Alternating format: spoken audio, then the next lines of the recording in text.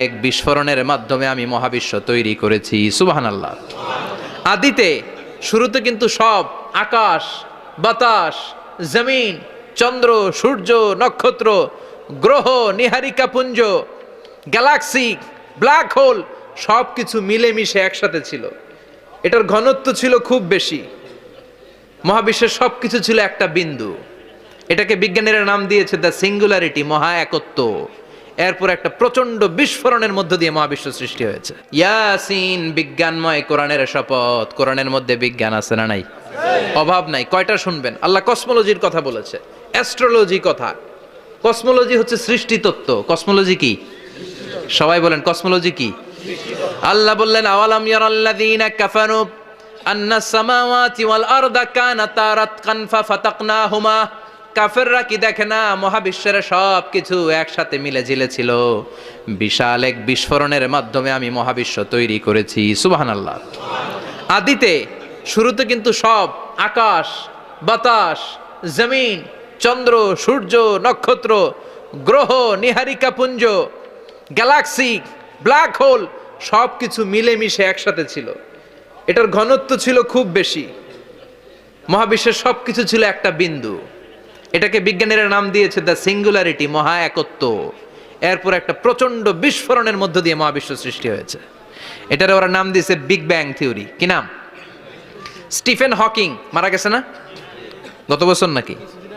হ্যাঁ, বছর খানিক আগে মারা গিয়েছে। সবচেয়ে বড় পদার্থবিজ্ঞানী ছিল। সে একটা বই লিখেছে, from the brief history of time, a brief history of time from big bang two black hole.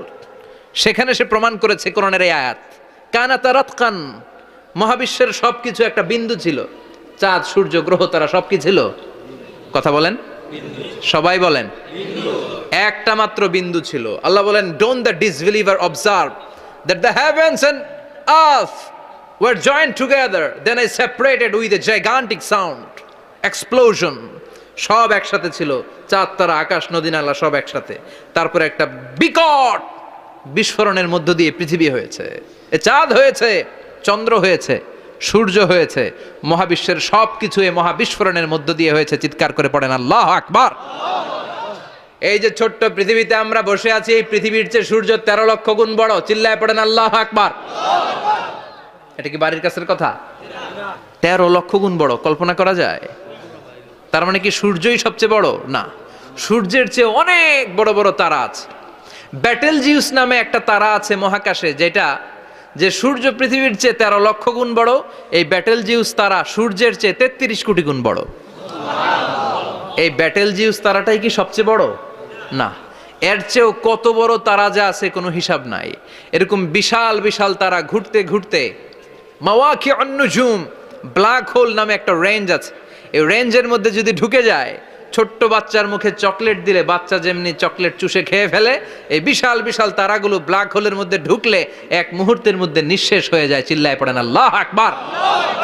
এজন্য আল্লাহ বললেন, ফালা উকসিমু বিমাওয়াকিউন নুজুম, এই তারকা নিঃশেষ হওয়ার যে জায়গাটা, এই জায়গার কসম আমি কোরআনের মধ্যে খেলাম। এই ব্ল্যাক হোলের রেঞ্জের ভেতরে তারা আসলে মুহূর্তের মধ্যে নিঃশেষ বানিয়ে দেয় কে? একটা তারার চেয়ে আরেকটা তারা বড়। এরকম হাজার কোটি তারা মিলে আমাদের গ্যালাক্সি। এই গ্যালাক্সির নাম হচ্ছে মিল্কি ওয়ে। কি নাম? আমাদের গ্যালাক্সির নাম কি? সবাই বলেন তো। Milky way. কি নাম? এরকম একটা গ্যালাক্সি না, লক্ষ কোটি গ্যালাক্সি আছে। আমাদের গ্যালাক্সির পরে সবচেয়ে কাছের গ্যালাক্সির নাম অ্যান্ড্রোমেডা। কি নাম? এই অ্যান্ড্রোমেডা গ্যালাক্সি আমাদের গ্যালাক্সি থেকে 2.5 মিলিয়ন লাইট ইয়ার দূরে, মানে 25 লক্ষ লাইট ইয়ার। সুবহানাল্লাহ কইবেন না? আলোর গতি হচ্ছে পৃথিবীতে সবচাইতে বেশি বর্তমান সময় পর্যন্ত। জানেন সেকেন্ডে কত মাইল? 1,86,000 মাইল। এক সেকেন্ডে আলো ছুটে 1,86,000 মাইল বেগে। এত বেগের কোনো প্লেন বা রকেট নিয়ে যদি আপনি আমাদের গ্যালাক্সি থেকে মিল্কি ওয়ে থেকে অ্যান্ড্রোমেডাতে যেতে চান, তাহলে আপনার 25 লক্ষ বছর লেগে যাবে। সুবহানাল্লাহ বাড়িতে যায় বললেন।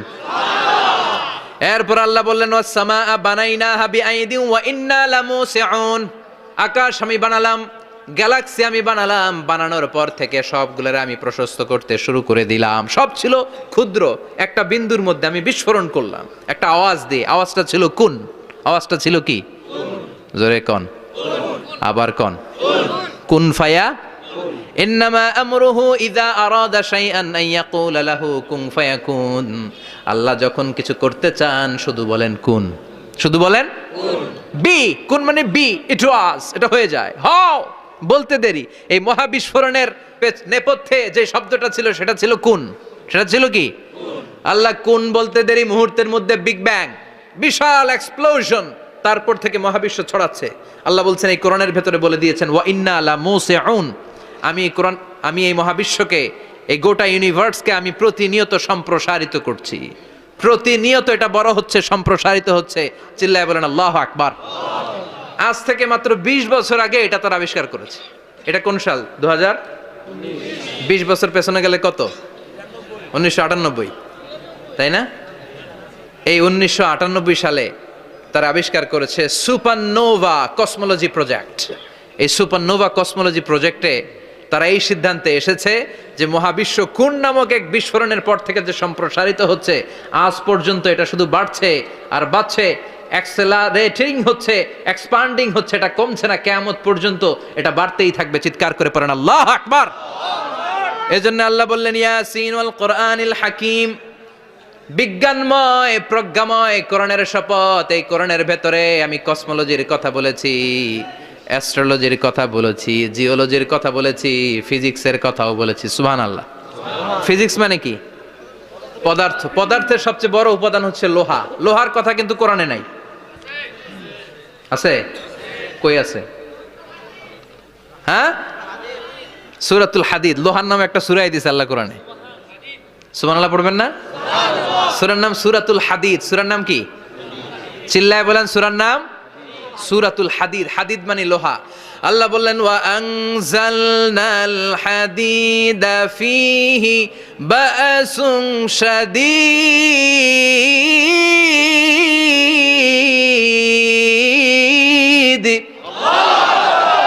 ওয়া আনজালনাল হাদিদ ফীহি বাসুন শাদীদ, আমি লোহা নাজিল করলাম আর লোহার ভেতরে আমি ভয়ঙ্কর শক্তি ঢুকাইয়া দিলাম। সুবহানাল্লাহ।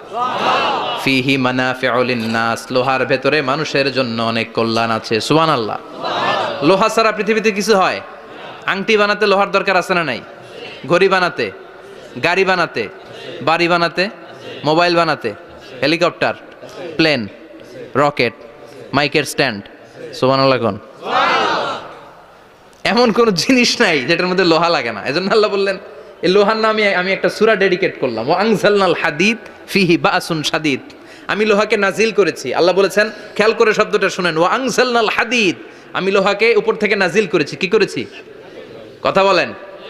তার মানে লোহা পৃথিবীতে ছিল না, নাজিল করছে কে? আল্লাহ। লোহা পৃথিবীতে ছিল? পৃথিবীতে ছিল? পৃথিবীতে থাকলে নাজিল করবেন কেন? এই যে কোরআনটা পৃথিবীতে আগে ছিল, নাজিল করছে কে? আল্লাহ। কোন ফেরেশতাকে দিয়ে? সাইয়েদনা জিবরাইল। কোন নবীর উপর? বিশ্বনবী মুহাম্মদুর রাসূলুল্লাহ। আল্লাহু আকবার। তার মানে ওহি পৃথিবীতে ছিল না, আল্লাহ উপর থেকে নাজিল করেছেন। নুজুল মানে উপর থেকে নিচের দিকে আসা।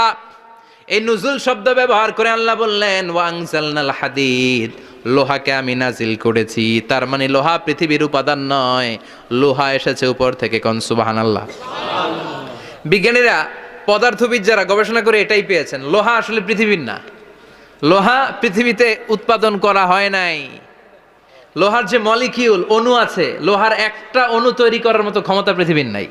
ইভেন এই সৌরজগতের কোনো কিছু নাই। সূর্যের তাপেও লোহা তৈরি হতে পারে। লোহার ছোট্ট একটা অণু তৈরি করতে কমপক্ষে 1 কোটি ডিগ্রি সেলসিয়াস তাপের প্রয়োজন হয়।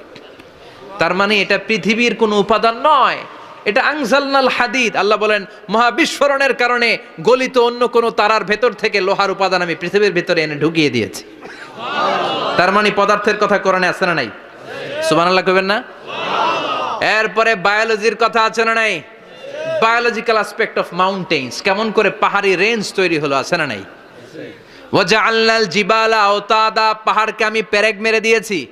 ওমিয়া কাঠের ভেতরে যখন পেরেক মারেন, পেরেকের বেশিরভাগ অংশ কাঠের ভেতরে ঢুকে যায়, উপরে দেখা যায় সামান্য, ঠিক কিনা?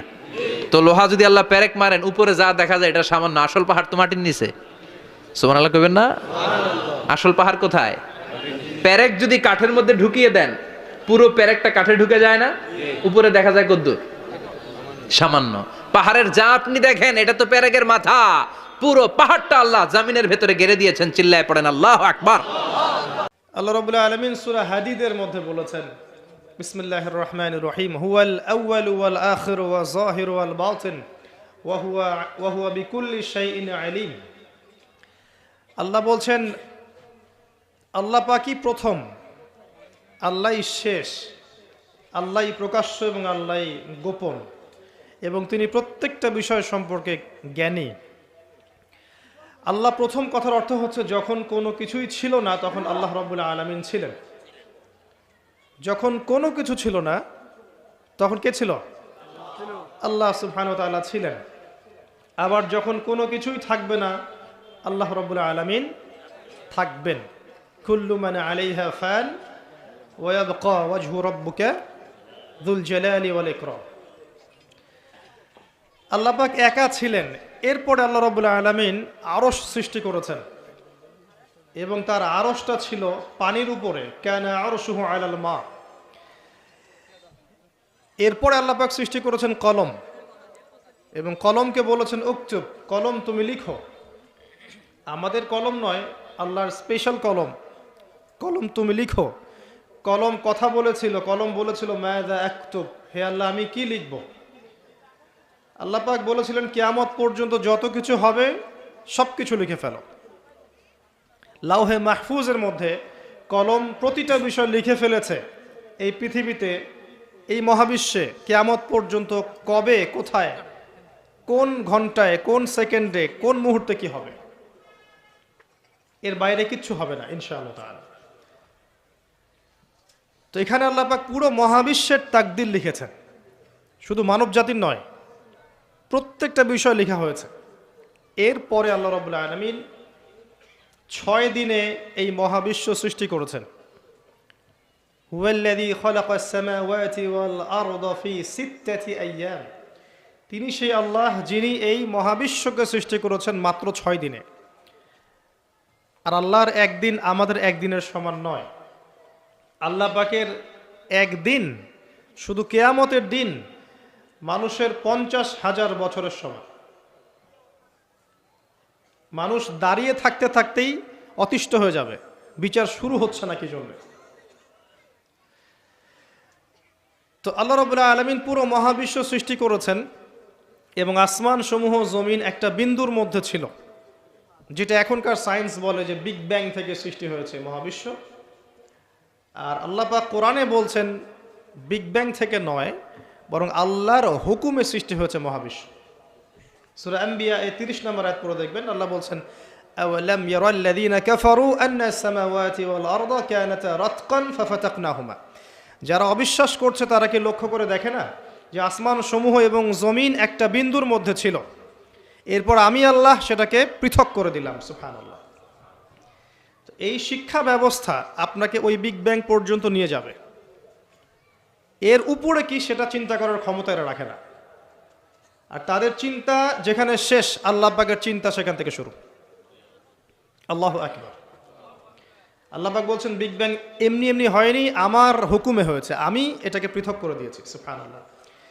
আল্লাহ পাক কি জন্য সৃষ্টি করলেন এই মহাবিশ্ব? এটা একটা ভালো প্রশ্ন। নিছক খেলার ছলে সৃষ্টি করেছেন? আল্লাহ পাক কি জন্য সৃষ্টি করতে গেলেন এই মহাবিশ্ব? উত্তর হচ্ছে ভালোবাসা। আল্লাহ পাক তার সৃষ্টিকে ভালোবাসেন। আল্লাহ রাব্বুল আলামিন তার মাখলুকদেরকে ভালোবাসেন এবং তিনি চেয়েছেন যেন আমরাও তাকে ভালোবাসি। আল্লাহ রাব্বুল আলামিন চেয়েছেন যে আমরাও যেন তাকে ভালোবাসি। আল্লাহ রাব্বুল আলামিন এর কাছে 100 ভাগ রহমত বা ভালোবাসা এবং দয়া আছে, যার মধ্যে 1 ভাগ, মাত্র 1 ভাগ তিনি পুরো মহাবিশ্বে ছড়িয়ে দিয়েছেন। সমস্ত সৃষ্টির মধ্যে এই 1 ভাগ ভালোবাসা বিরাজ করছে। এই 1 ভাগের মধ্যে আছে বাবা মায়ের প্রতি ভালোবাসা, স্ত্রী সন্তানের প্রতি ভালোবাসা, আমাদের বাচ্চা কাচ্চাদের প্রতি ভালোবাসা, আত্মীয়তার হক, প্রতিবেশীর হক, দেশকে ভালোবাসা, আবেগ, অনুভূতি সব এই এক ভাগের মধ্যে আছে। সুবহানাল্লাহ। এই পুরো মহাবিশ্বে যত মহব্বত আছে এটা 1%, 1% মাত্র। আর এই এক ভাগ ভালোবাসার জন্য আমরা কি করছি সেটা আমরাই বুঝতে পারছি। আর বাকি যে 99 ভাগ রহমত, দয়া, ভালোবাসা, এটার কথা আল্লাহ পাক বলেছেন, এটা দিয়ে আল্লাহ পাক কিয়ামতের দিন তার বান্দাদের প্রতি রহম করবেন ইনশাআল্লাহ। তো আশা করা যায় যে ইনশাআল্লাহ আমরা যদি তাওহীদের উপর থাকি, কবিরা গুনাহ না করি, গুনাহ হয়ে গেলেই তওবা করে ফিরে আসি, অন্যের ক্ষতি না করি, সুন্নতে থাকার চেষ্টা করি, হালাল খাই, আশা করা যায় ইনশাআল্লাহ আমরা জান্নাতে যাব। এটা এত কঠিন কিছু হবে না ইনশাআল্লাহ তাআলা। শর্ত হচ্ছে তাওহীদ, আল্লাহ পাকের একত্ববাদ, হালাল রিজিক, তার নবীর সুন্নত এবং দিনটাকে পরিপূর্ণরূপে গ্রহণ করা। আমল করতে পারেন না পারেন, আকীদা বিশ্বাস রাখা ইসলাম একটা পরিপূর্ণ জীবন ব্যবস্থা, এর মধ্যেই প্রত্যেকটা বিষয়ের সমাধান আছে। হয়তো আপনি আমল করতে পারবেন না, কিন্তু আকীদা আছে। আশা করা যায় ইনশাআল্লাহ আল্লাহ পাক সগীরা গুনাহগুলো আমাদের মাফ করে দিবেন ইনশাআল্লাহ তাআলা। 99 ভাগ রহমত। কয়েকটা এক্সাম্পল দিচ্ছি আমি। একজন ব্যক্তি ছিলেন বনু ইসরাইলের মধ্যে, সেই ব্যক্তি 99টা খুন করেছিল, 99টা মার্ডার করার পরে সে চিন্তা করেছে তওবা করবে। তার তওবা আছে কি না এটা জিজ্ঞেস করার জন্যে তিনি অনেক মানুষের কাছে ঘুরেছেন। তাকে সবাই নেগেটিভ উত্তর দিয়েছে। এক পর্যায়ে গিয়ে সে একজন আবেদকে জিজ্ঞাসা করেছে, আবেদকে যে বেশি বেশি ইবাদত করে। আবেদ কিন্তু সেই ব্যক্তি নয় যে আলেম, কথা বুঝতে পারছেন? আলেম তার কাছে জ্ঞান থাকে এবং জ্ঞান অনুযায়ী সে আমল করে, আর আবেদের কাছে খুব একটা বেশি জ্ঞান থাকে না, কিন্তু সে ইবাদত করে। এই আবেদকে সে জিজ্ঞাসা করেছিল, আমার কি তওবা হবে? সে আবেদ বলেছিল যে তুমি 99টা খুন করেছো, তোমার কিসের তওবা? তো সে ব্যক্তি এই আবেদকেও খুন করে 100টা মার্ডার পূর্ণ করেছিল। এরপরে তার মধ্যে আবার তওবার চেতনা আসে, তাকে জানানো হয় অমুক জায়গায় একজন আলেম আছেন, তার কাছে গিয়ে প্রশ্ন করো, তিনি উত্তর দিবে। সে আলেম তাকে জানালো যে হ্যাঁ, তোমার তওবা করার সুযোগ আছে, তুমি খালেস অন্তরে আল্লাহর কাছে তওবা করতে পারো, আল্লাহ চাইলে তোমাকে মাফ করতে পারে। এবার সে তওবা করলো, করার পরে কি করতে হবে পরামর্শ চাইলো। আলেম তাকে বলল, তুমি এই এলাকা থেকে চলে যাও, অনেক দূরে হিজরত করো, যেখানে যাতে করে আগের হিস্ট্রির সাথে তোমার কোনো সম্পর্ক না থাকে, আগের জীবনের সাথে তোমার সম্পর্ক না থাকে, নতুন জীবন গঠন করো। সে যেতে যেতে রাস্তায় মারা গেল এবং আল্লাহ রাব্বুল আলামিন জান্নাতের ফেরেশতা এবং আযাবের ফেরেশতা দুজনকেই পাঠালেন। এই দুজন ফেরেশতা তারা তার আত্মাকে নিয়ে ঝগড়ায় লিপ্ত হলো, কে তার রূহটা কবজ করবে, কে তার রূহটা নিয়ে যাবে। আর আপনারা জানেন, যদি রূহটা নিয়ে যায় আযাবের ফেরেশতা, তার মানে কি? তার ফয়সালা কি? জাহান্নাম। জান্নাতের ফেরেশতা নিয়ে গেলে ফয়সালা জান্নাত ইনশাআল্লাহ। তো আল্লাহ রাব্বুল আলামিন এখানে একটা কৌশল করলেন। আল্লাহ পাক রাস্তাটাকে লম্বা করে দিলেন। সে তওবার জন্য যতটুকু এসেছিল এই রাস্তাটাকে আল্লাহ পাক লম্বা করে দিলেন, ওই রাস্তার চেয়ে যে রাস্তার থেকে সে যাচ্ছিল। আল্লাহ পাক কৌশল করে তাকে মাফ করে দিলেন। আল্লাহ পাক ফেরেশতাদেরকে বললেন, রাস্তাটা পরিমাপ করে দেখো, কোন রাস্তার পরিমাপটা বেশি, সে যেখানে যাচ্ছিল সেটা না তওবার রাস্তা? তো তওবার রাস্তার লম্বা বেশি দেখালো, এতে করে আল্লাহ পাক তাকে মাফ করে দিলেন। আলহামদুলিল্লাহ, আল্লাহ পাকের দয়া। একজন মহিলা ব্যভিচারিণী, ব্যভিচার বোঝেন তো? আমি আবার আপনাদের ভাষা খুব একটা বুঝতে পারছি না। তো জিনা, জিনা তো বোঝেন, হারাম সম্পর্ক, কাছে আসার গল্প শুনেছেন? কাছে আসার গল্প কার কাছে? একজন গায়রে মাহরাম পুরুষ একজন গায়রে মাহরাম মেয়ের কাছে যাবে, এই হলো গল্প। জিনা, ব্যভিচার। একজন ব্যভিচারিণী মহিলা একবার এক কুকুরকে পানি পান করিয়েছিল। কুকুরটা অনেক তৃষ্ণার্ত ছিল, সে তার মোজা খুলে কুয়ার ভিতরে নিয়ে সেখান থেকে পানি তুলে কুকুরকে পান করিয়েছে। এই আমলটার কারণে আল্লাহ পাক এই ব্যভিচারী মহিলাকে মাফ করে দিয়েছে। আরেকজন ব্যক্তি, তিনিও বানু ইসরাইলের। বানু ইসরাইল কারা চিনেন তো? কারা? রোহিঙ্গারা? কারা বানু ইসরাইল? কারা? কার সন্তানদেরকে বানু ইসরাইল বলা হয় বলেন? শুধু ওয়াজ শুনলে হবে না তো, কিছু শিখতে হবে তো। ইব্রাহিম আলাইহিস সালামের দুই ছেলে, কয় ছেলে? একজনের নাম হচ্ছে ইসমাঈল আলাইহিস সালাম, একজনের নাম হচ্ছে ইয়াকুব আলাইহিস সালাম।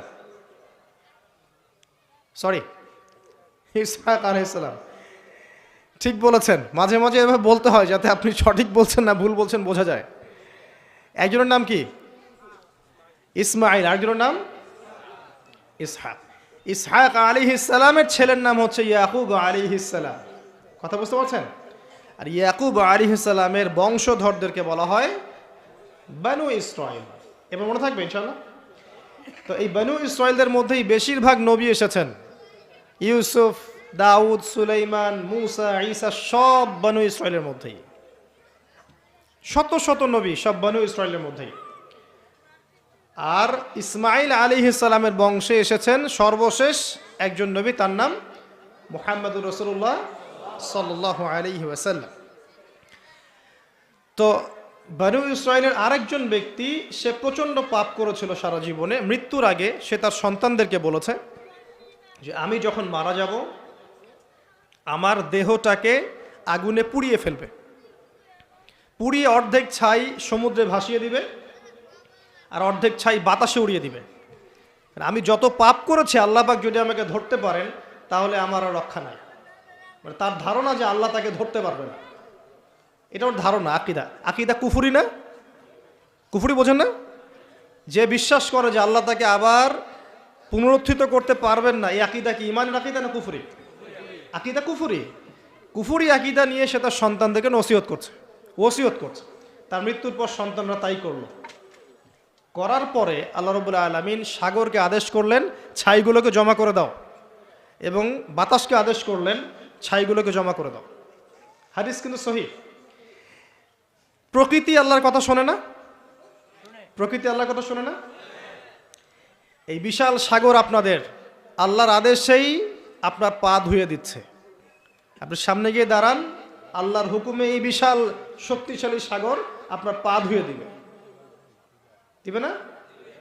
কিন্তু আল্লাহ যখন ওকে আদেশ করবেন যে আমার বান্দারা সবাই ইয়াবা খায়, আমার বান্দারা সব মাদক খায়, আমার বান্দারা সব জেনা করে, আমার বান্দা বান্দিরা এখানে পতিতা বৃত্তিতে লিপ্ত হয়েছে, জেনায় লিপ্ত হয়েছে, আমার বান্দা বান্দিরা এখানে নগ্ন হয়ে ঘুরছে, নামাজ কালাম পড়ছে না, তুমি এদের সবাইকে ভাসিয়ে দাও। সাগর ওই দিন আপনাকে ভাসিয়ে দিবে। সাগর তার কথা শুনবে না? প্রকৃতি আল্লাহর কথা শোনে। তো এই প্রকৃতি জড়ো করে দিল ছাইগুলো। জড়ো করে দেওয়ার পরে আল্লাহ পাক ওই ব্যক্তিকে আবার জীবিত করে বললেন যে তুমি এই কাজটা কেন করেছিলে? কোন কাজ? মৃত্যুর পরে ছাই বানিয়ে উড়িয়ে দেওয়ার কাজটা কেন করেছিলে? তখন সেই ব্যক্তি বলছে মিন খাশিয়াতিকা ইয়া রাব্বি, হে আল্লাহ আমি আপনার ভয়ে এই কাজটা করেছিলাম।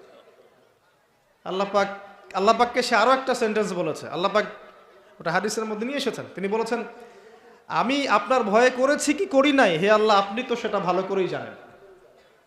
কথা বুঝতে পারছেন? তো আল্লাহ পাক বললেন ঠিক আছে আমি তোমাকে মাফ করে দিলাম। এখানে কিন্তু পাপ করার অ্যাক্সেস দেওয়া হচ্ছে না, আপনাকে পাপ করতে উৎসাহিত করা হচ্ছে না। আল্লাহ পাকের দয়া রহমত আমি বুঝাতে গিয়ে এই কয়েকটা হাদিস আপনাকে বললাম যে 100 ভাগ দয়া আল্লাহর কাছে আছে, 1 ভাগ তিনি ছড়িয়ে দিয়েছেন আমাদের সবার মধ্যে। কত মহব্বত করি আমরা আমাদের সন্তানকে, তাই না? স্ত্রীদেরকে, আমাদের মাদেরকে, আমাদের বাবাদেরকে, আমাদের দেশকে, আমাদের সমাজকে, আত্মীয়দেরকে, প্রতিবেশীদেরকে মহব্বত করি না, ভালোবাসি না? এই ভালোবাসা 1 ভাগ ভালোবাসার অংশ, বাকি সমস্ত ভালোবাসা আল্লাহর কাছে।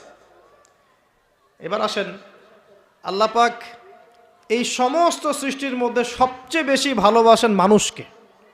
কাকে? কথাটার তো প্রমাণ লাগবে না? প্রমাণটা দিচ্ছি। এই মহাবিশ্ব সৃষ্টি করার পর আল্লাহ পাক অনেক মাখলুক সৃষ্টি করেছেন। কিছু কিছু নাম আল্লাহ পাক আমাদেরকে জানিয়েছেন, এমন অনেক মাখলুক আল্লাহর ছিল বা আছে, আমরা সেটা জানি না। আমরা জানি জিনদের কথা, তাই না? আমরা জানি ফেরেশতাদের কথা, তাই না? এই মহাবিশ্বে ফেরেশতারা আছে না? আমাদের এই পৃথিবীতে জিন জাতি আছে না? আছে। আর লক্ষ কোটি প্রজাতির মাখলুক তো আছেই। এই সমস্ত মাখলুকের মধ্যে আল্লাহ পাক মানুষকে সবচেয়ে বেশি ভালোবাসেন।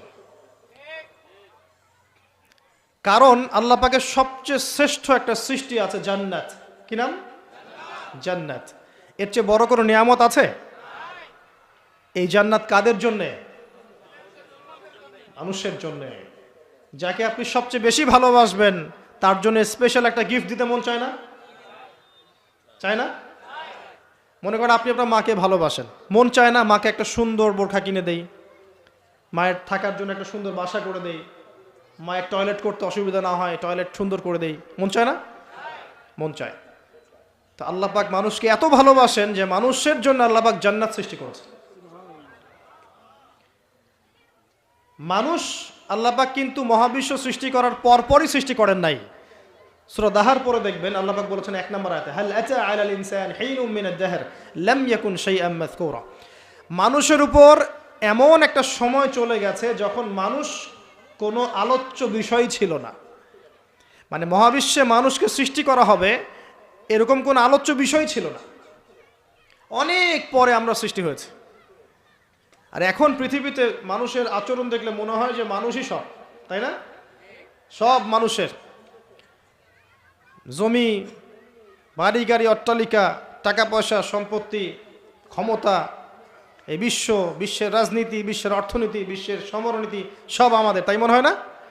এখন মানুষের ভাব দেখলে মনে হয় যে মানুষ পৃথিবী ধ্বংস হওয়ার পরে মঙ্গলে গিয়ে থাকবে, মঙ্গল ধ্বংস হওয়ার পরে শনিতে গিয়ে থাকবে, তারপর অন্য গ্রহে, তারপর অন্য গ্রহে। এখন মানুষ বলে যে শুক্র গ্রহ আমার, মানুষ বলেছে শুক্র গ্রহ আমার। কয়দিন আগে একটা দেশ দাবি করেছে শুক্র গ্রহটা আমাদের, আরেকটা দেশ তার বিপক্ষে দাবি করেছে না ওইটা আমাদের। তো মানুষের আচরণ এখন এমন। মানুষ যে পৃথিবীতে বাস করছে এই পৃথিবী তো মানুষের না, তা মানুষের।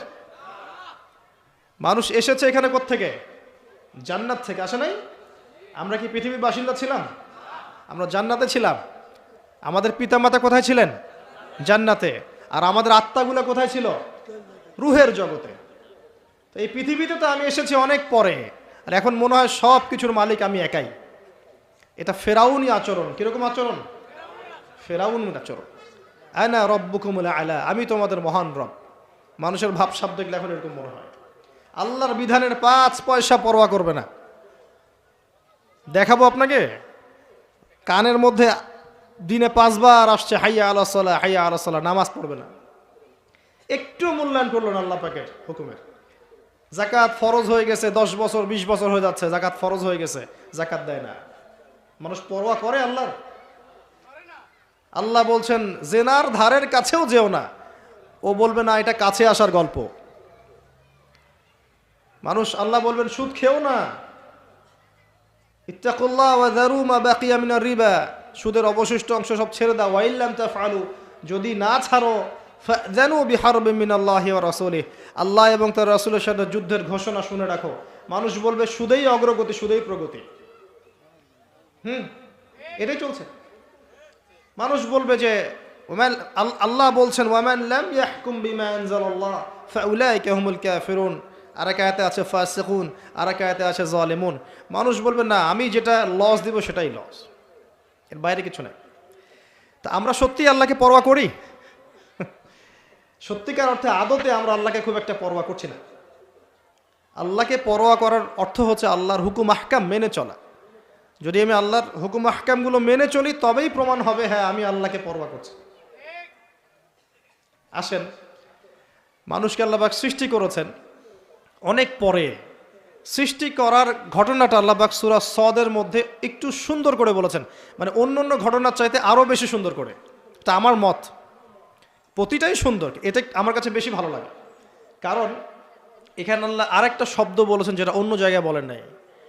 অনেক জায়গায় কোরআনে আছে মানুষকে কিভাবে সৃষ্টি করা হয়েছে, কিন্তু এই সূরার মধ্যে, সূরা সদের মধ্যে একটু ব্যতিক্রম আছে, আর একটু ভালোবাসা। আল্লাহ পাক বলছেন যে ইয়া ইবলিস, হে ইবলিস, মা মানাআকা আন তাসজুদ লিমা খলাকতু বিয়াদাই, হে ইবলিস তোমাকে কিসে বারণ করলো তাকে সেজদা করতে যাকে আমি আমার হাত দিয়ে সৃষ্টি করেছি? কথা বোঝেন না আমার? হে ইবলিস কিসে তোমাকে বারণ করলো, কিসে তোমাকে নিষেধ করলো, কেন তুমি সেজদা করলা না আদমকে? সহজ করে দিলাম, আদমকে যাকে আমি সৃষ্টি করেছি আমার হাত দিয়ে। আল্লাহ পাক অন্য কোন সৃষ্টিকে এভাবে ব্যাখ্যা করেছেন যে আমি আরশকে সৃষ্টি করেছি আমার হাত দিয়ে, আমি মহাবিশ্বকে সৃষ্টি করেছি আমার হাত দিয়ে? ব্যাখ্যা করেছেন? বাকি সৃষ্টির ক্ষেত্রে আল্লাহ পাক বলেছেন, আল্লাহ পাক যখন কিছু করতে চান খালি বলেন কুন ফায়াকুন। তা আদমের ক্ষেত্রে আল্লাহ পাক বলেননি কুন ফায়াকুন, বলেছেন? কথা বুঝতে পারছেন? আদমের ক্ষেত্রে আল্লাহ পাক বলেছেন আমি তাকে আমার হাত দিয়ে সৃষ্টি করেছি। হাতের ব্যাখ্যা কি সেটা নিয়ে আমাদের তর্ক করার দরকার নাই। মূল কথা হচ্ছে এখানে আল্লাহ পাক ভালোবাসা বুঝিয়েছেন যে আদম আলাইহিস সালামকে আল্লাহ পাক ভালোবেসে সৃষ্টি করেছেন, স্পেশাল সৃষ্টি। এবার আসেন, সৃষ্টি করার পর তাকে রেখেছেন কোথায়? জান্নাতে। তারও আগে আল্লাহ পাক সমস্ত জ্ঞান আদম আলাইহিস সালামকে শিক্ষা দিয়েছেন। সুবহানাল্লাহ পড়বেন না? মানুষ সম্মানিত কি কারণে? শারীরিক গঠনের কারণে? জ্ঞানের কারণে। আপনি যাকে ভালোবাসেন বেশি তাকে আপনি সব শেখাতে চাইবেন না? তাকে আপনি সব দিতে চাইবেন না? যে আমার সব তোমার জন্য, আমি তোমাকে ভালোবাসি, বলেন না? বলেন, কারে কারে বলছেন জীবনে? আলহামদুলিল্লাহ, আলহামদুলিল্লাহ, শুকরিয়া। এই কথাটা আল্লাহ পাক সূরা বাকারায় বলেছেন যে ওয়াল্লামা আদামাল আসমাআ কুল্লাহা, আমি আদমকে সমস্ত বিষয়ের নাম শিক্ষা দিয়েছি। সুবহানাল্লাহ। এমন শিক্ষা দিয়েছেন যে শিক্ষা আল্লাহ পাক ফেরেশতাদেরকেও দেননি। কারণ তিনি আদম আলাইহিস সালামকে উপস্থাপন করলেন এবং বললেন যে আম্বিউহুম বিআসমাইহিম, এই নামগুলো তুমি বলে দাও। ফেরেশতারা কিন্তু বলতে পারলো না।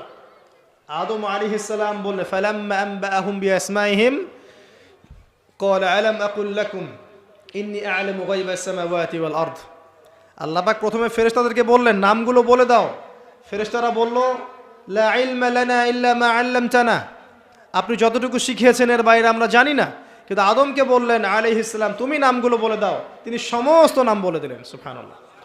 এবার আল্লাহ পাক বললেন আমি কি তোমাদেরকে বলি নাই যে আমি যা জানি তোমরা তা জানো না? কারণ ফেরেশতারা কি বলেছিল আগে? আতাজআলু ফিহা মান ইউফসিদু ফিহা ওয়া ইয়াসফিকু দিমা, আপনি কি এমন কোন সৃষ্টি পৃথিবীতে পাঠাতে চাচ্ছেন খলিফা করে যে পৃথিবীতে ফাসাদ সৃষ্টি করবে আর রক্তপাত ঘটাবে? ফেরেশতারা নেগেটিভ কথা বলেছিল। আল্লাহ পাক সেই ফেরেশতাদের সামনেই আদম আলাইহিস সালামকে সম্মানিত করলেন জ্ঞানের মাধ্যমে। কিসের মাধ্যমে? ফেরেশতারা যে কথাটা বলেছিলেন সেটা কিন্তু বাস্তব। পৃথিবীতে এখন কিন্তু মানুষ এই দুইটা কাজই করছে।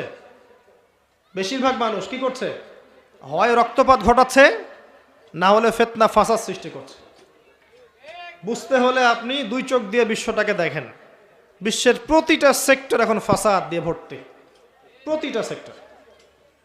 এমন একটা লেভেলে চলে আসছে ফাসাদ যে একটা নিউক্লিয়ার ওয়েপেন্স, একটা পারমাণবিক বোমা যদি ফাটে পৃথিবীতে, পৃথিবীর রূপরেখা চেঞ্জ হয়ে যাবে। আর এই বোমা নিশ্চয়ই জিন জাতি তৈরি করে নাই। কে তৈরি করছে? মানুষ।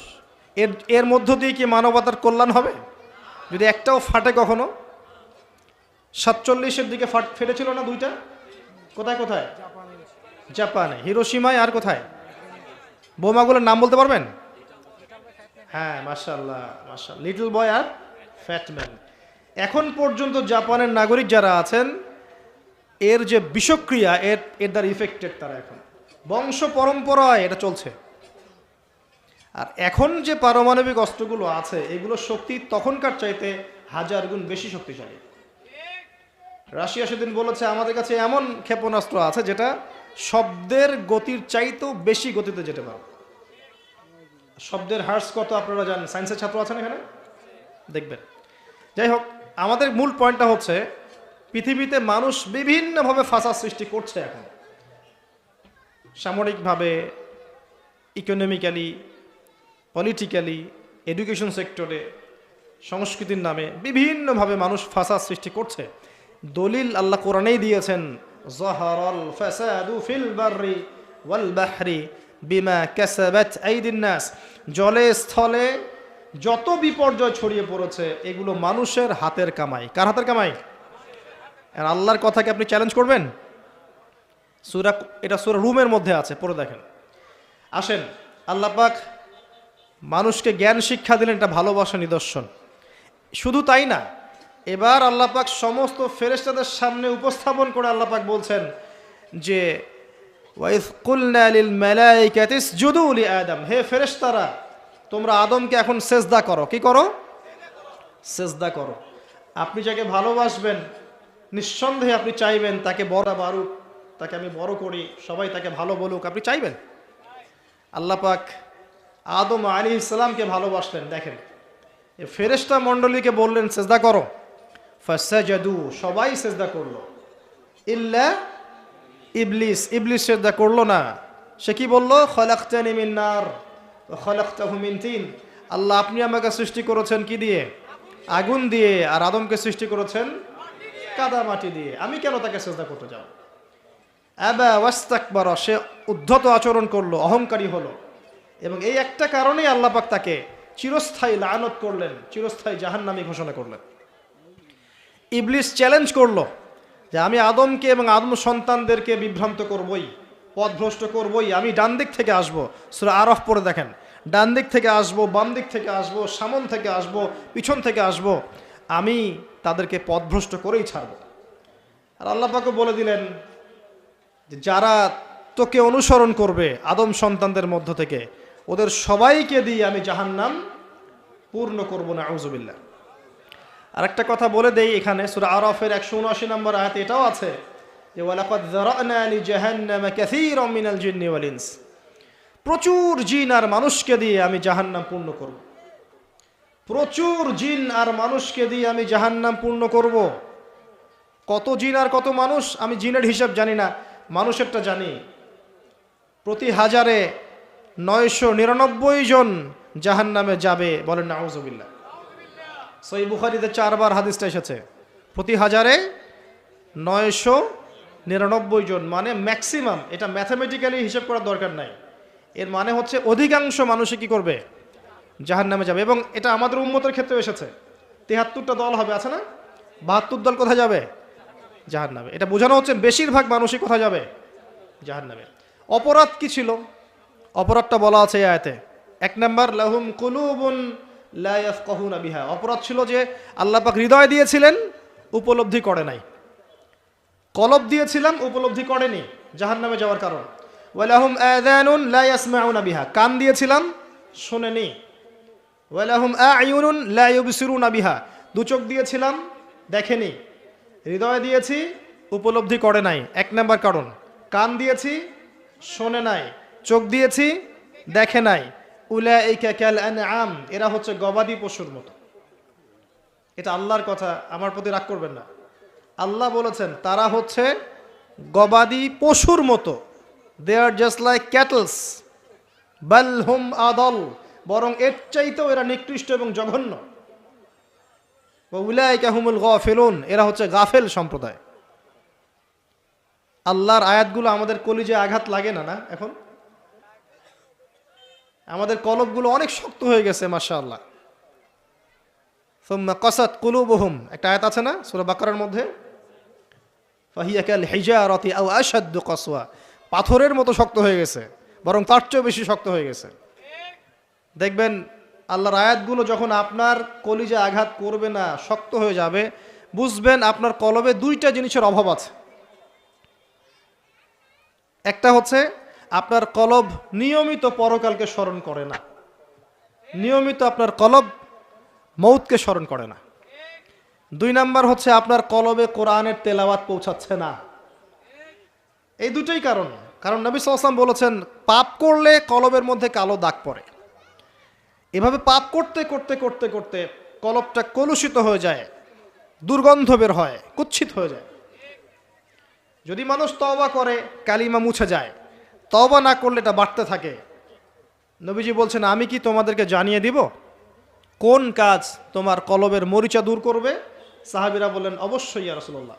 তিনি তখন এই দুইটা কাজ বলেছেন। এক নাম্বার, বেশি থেকে বেশি কোরআন তেলাওয়াত এবং মউতের স্মরণ তোমার কলবকে পরিষ্কার করে দিবেন ইনশাআল্লাহ। এই দুটো কাজ আমরা করতে চাই না। এখনকার সভ্যতায় গিয়ে দেখবেন কবরস্থান সমাজের বাইরে থাকে। একটা সমাজ, এর বাইরে দেখবেন কবরস্থান দূরে। আর ঢাকা হলে তো কথাই নাই। দেখবেন বনানীতে কবরস্থান, তার আশপাশে মানুষ ছুটছে আর ছুটছে জীবনে, দুনিয়ার জীবিকার তাগিদে। একবার ফিরে তাকানোরও সময় নাই যে ওটা কি, জায়গাটা কি, কোন জায়গা। তো একটা সময় ছিল নবী সাল্লাল্লাহু আলাইহি ওয়াসাল্লামের যুগ থেকে শুরু করে সাহাবায়ে কেরামের যুগে কবরস্থান ছিল মসজিদের পাশে। কোথায়? এলাকার মূল যে মসজিদ এর পাশে। মানুষ 5 ওয়াক্ত নামাজে যেত, কবর দেখতো, পরকালকে স্মরণ করতো, জিয়ারত করতো, চলে আসতো। এখন দেখবেন মাসে একদিনও কেউ কবরস্থানে যায় না। তো মৌতের কথা স্মরণ হবে কিভাবে? আচ্ছা আসেন মূল জায়গায় আসি। এই দুইটা কাজ আপনার কলবের মরিচা দূর করবে। আমি এখানে ওই কারণগুলো বললাম সূরা আরাফের 179 নম্বর আয়াত থেকে, কোন কোন কারণে বেশিরভাগ মানুষ জাহান্নামে যাবে। আল্লাহ পাক আদম আলাইহিস সালামকে সৃষ্টি করার পরে যখন এভাবে ফেরেশতাদের সামনে উত্থাপন করলেন, ফেরেশতারা সিজদা করলো, ইবলিস করলো না। ইবলিস চ্যালেঞ্জ করলো। আল্লাহ পাক ঘোষণা করলেন, যারা ইবলিসের পদাঙ্ক অনুসরণ করবে তাদেরকে দিয়ে আল্লাহ পাক জাহান্নাম পূর্ণ করবেন। বলেন নাউযুবিল্লাহ। আর ইবলিস সম্পর্কে আল্লাহ পাক আমাদেরকে সতর্ক করলেন এভাবে।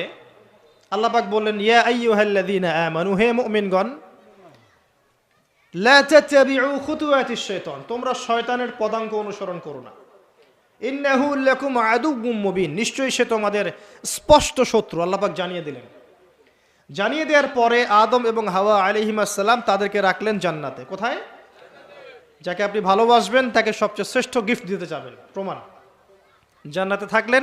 একটা পরীক্ষার কারণ আছে। পরীক্ষার কারণ হচ্ছে আমি চাচ্ছি সে আরো বড় পুরস্কার পাক। এটাই পরীক্ষার কারণ।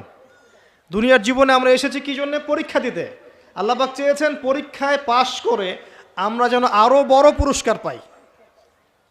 লিনাবলুয়াকুম আইয়ুকুম আহসানু আমালা, আল্লাহ পাক দেখতে চান তোমাদের মধ্যে আমলের শ্রেষ্ঠকে। একটা পরীক্ষা আল্লাহ পাক নিলেন, ওয়ালা তাকরাবা হাযিহিশ শাজারা, তোমরা দুজন এই গাছের কাছে যাবে না। ও একটা কথা মিস করে গেছে, এই দুজনের আরেকজন কে?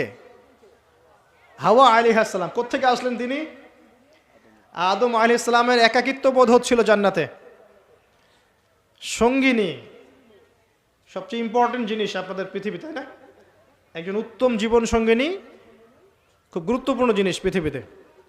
সে যদি ভালো হয়, নেককার হয়, সৎ হয়, আপনি দুনিয়াতেই জান্নাতে থাকবেন ইনশাআল্লাহ।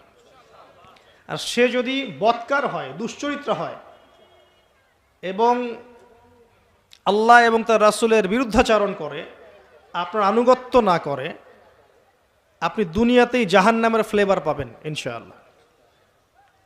তো হাওয়া আলাইহিস সালামকে সৃষ্টি করা হয়েছে আদম আলাইহিস সালামের কোত্থেকে? পাঁজরের হাড় থেকে। এখানে একটা কথা মনে পড়লো, এটা বলার লোভ সামলাতে পারছি না। এই হাড়ের ব্যাপারে নবী সাল্লাল্লাহু আলাইহি ওয়াসাল্লাম একটা কথা বলেছেন। তিনি বলেছেন যে তাদেরকে মানে বুঝে নেন কাদেরকে? তাদেরকে সৃষ্টি করা হয়েছে বক্র হাড় থেকে, বাঁকা হাড় থেকে। কাদেরকে? যদি জোর খাটাতে চাও তাহলে হাড়টা পটাশ করে ভেঙে যাবে, আর যদি ওই অবস্থায় ছেড়ে দাও তাহলে সে বক্রই থেকে যাবে। তার সাথে উত্তম নসিহতের মধ্য দিয়ে জীবন পার করতে হবে, এবং এটা খুব ডিফিকাল্ট। দুনিয়াতে সবচেয়ে বড় পরীক্ষাগুলোর মধ্যে একটা এটা। বক্রহারকে নিয়ে জীবন চলা, এটা সবচেয়ে বড় পরীক্ষাগুলোর মধ্যে একটা। এখানে আল্লাহ পাক যার প্রতি রহম করবেন সে ইনশাআল্লাহ তাআলা দেখবেন দুনিয়াতেই জান্নাতের ফ্লেভার পাবে। আর দেখবেন যার ঘরে সৎ স্ত্রী নাই, বদকার স্ত্রী আছে, সেই পৃথিবীতেই জাহান্নামের স্বাদ পায়। বলেন নাউজুবিল্লাহ। আমরা দোয়া করি সবার ঘরে ঘরে যেন আল্লাহ পাক নেককার সৎ স্ত্রী দান করেন, আল্লাহুম্মা আমিন। তো হাওয়া আলাইহিস সালাম এবং আদম আলাইহিস সালামকে আল্লাহ পাক রাখলেন কোথায়? জান্নাতে। আপনি ঘুম আসতেছে? আমি কিন্তু অনেক কষ্ট করে কথা বলছি। তো জান্নাতে রাখলেন, একটা পরীক্ষা, গাছের কাছে যাবে না। এই গাছের নাম কি এটা বড় কথা নয়, এই গাছের নামটা কি এটা কিন্তু বড় কথা নয়, মূল কথা হচ্ছে পরীক্ষাটা কি। গাছের কাছে যাবে না। গাছের কাছে তারা গেলেন কিভাবে? শয়তান তাদেরকে কি করলো? প্রলোভিত করলো। এক পর্যায়ে তারা আল্লাহর এই বিধানের কথাটা ভুলে গেলেন এবং সেই নিষিদ্ধ গাছের কাছে চলে গেলেন। এবার আল্লাহ রাব্বুল আলামিন এর আদেশ লঙ্ঘন করার কারণে আল্লাহ পাক নারাজ হলেন। নারাজ হওয়ার পরে আল্লাহ পাক তাদেরকে জান্নাত থেকে কি করলেন? পৃথিবীতে নামিয়ে দিলেন। নামিয়ে দেওয়ার আগে একটা ঘটনা ঘটেছে, সেটা হচ্ছে আদম আলাইহিস সালাম অপরাধ করার পরে প্রচণ্ড রকমের অনুতপ্ত ছিলেন। তিনি এত অনুতপ্ত ছিলেন যে কোন ভাষায় তিনি আল্লাহর কাছে তওবা করবেন, কিভাবে আল্লাহর কাছে অনুশোচনা প্রকাশ করবেন, এই ভাষাটা পর্যন্ত তার জানা ছিল না। আল্লাহ পাক কোরআনে বলছেন ফাতালাক্কা আদামু মির রাব্বিহি কালিমাত ফাতাবা আলাইহি। আল্লাহ পাক আদম আলাইহিস সালামকে তওবার কালিমা শিখিয়ে দিলেন। সুবহানাল্লাহ। কোন কালিমা দিয়ে তুমি তওবা করলে আমি সন্তুষ্ট হব সেটা আল্লাহ শিখিয়ে দিয়েছেন। এটা কি ভালোবাসার নিদর্শন নয়? এটাও একটা ভালোবাসার নিদর্শন যে তিনি আদম আলাইহিস সালামকে ভালোবাসেন, তওবার বাক্যগুলো শিখিয়ে দিয়েছেন। বলেন সুবহানাল্লাহ। এই তওবার বাক্য কোনটা ছিল? রব্বানা যালামনা আনফুসানা ওয়া ইল্লাম তাগফির লানা ওয়া তারহামনা লানাকুনান্না মিনাল খাসিরিন। এই বাক্য আল্লাহ শিখিয়ে দিয়েছেন। সুবহানাল্লাহ।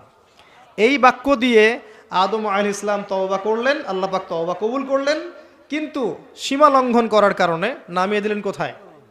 পৃথিবীতে। এবং পৃথিবীতে আদম আলাইহিস সালাম, হাওয়া আলাইহিস সালাম, ইবলিস তাকেও নামিয়ে দেওয়া হয়েছে।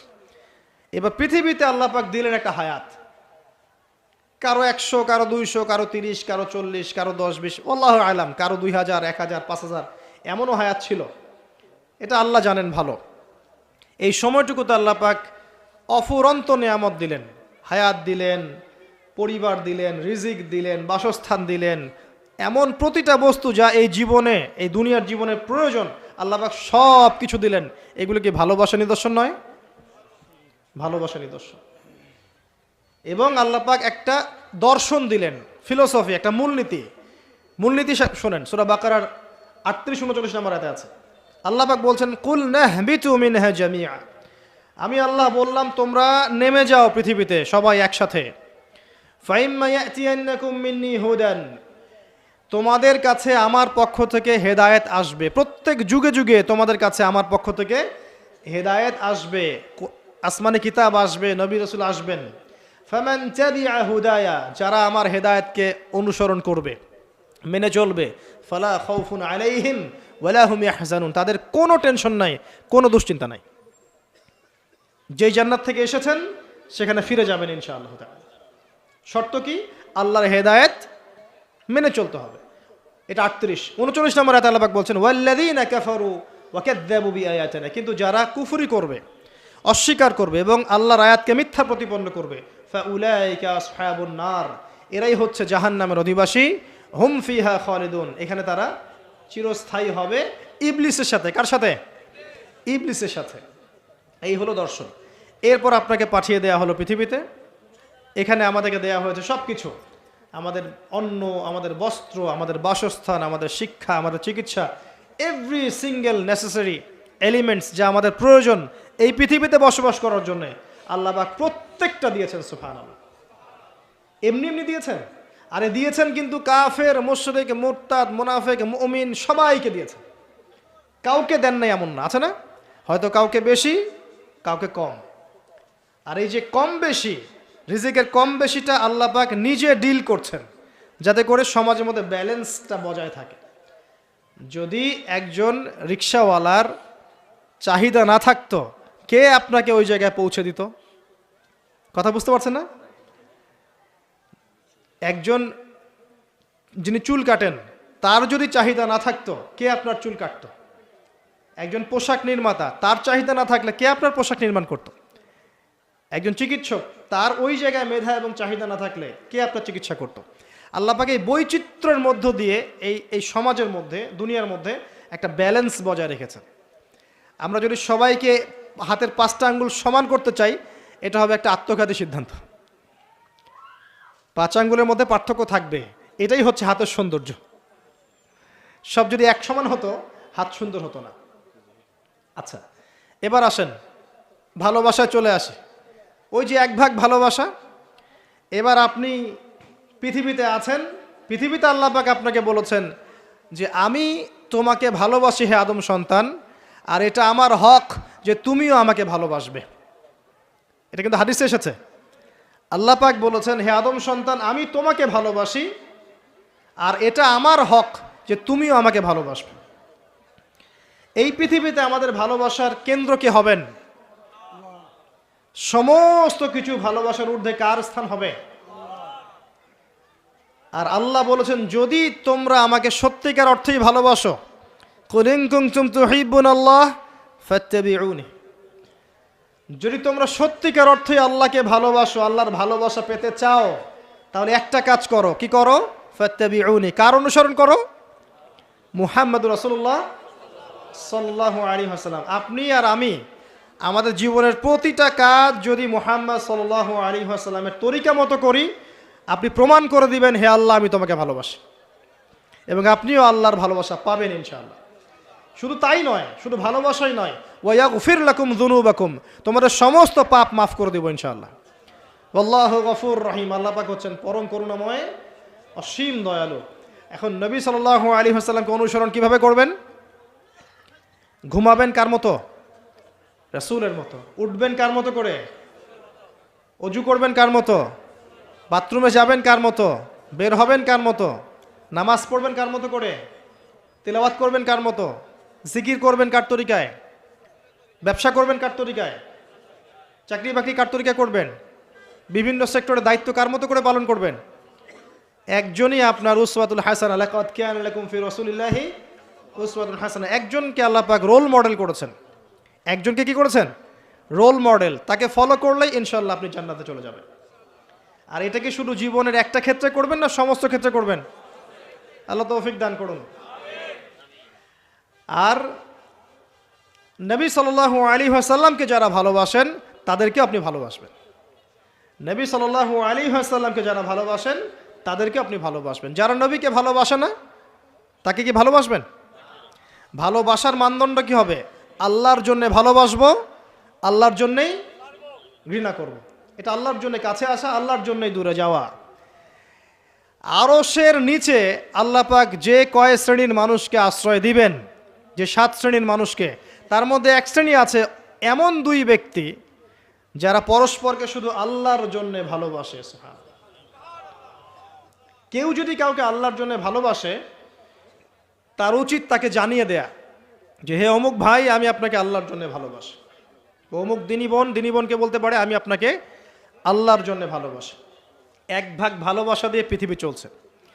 এবার আসেন এই দুনিয়ার জীবনে আল্লাহ পাক রিজিকের পাশাপাশি একজন আদর্শ দিলেন, উসওয়াতুল হাসানা দিলেন, তাকে ফলো করতে বললেন।